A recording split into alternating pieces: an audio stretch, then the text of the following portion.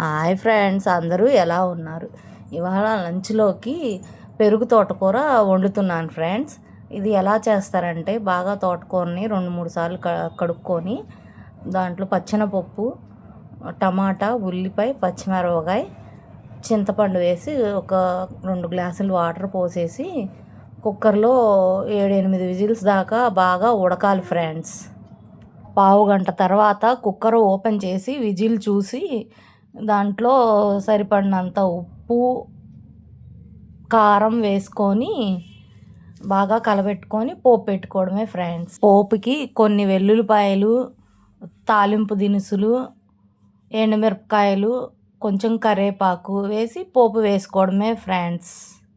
పోపుకి కొన్ని చిన్నులపాయలు, ఎండుమిరపకాయలు, తాలింపులు కొంచెం వేగనిచ్చి పోపు వేసేసుకోవడమే.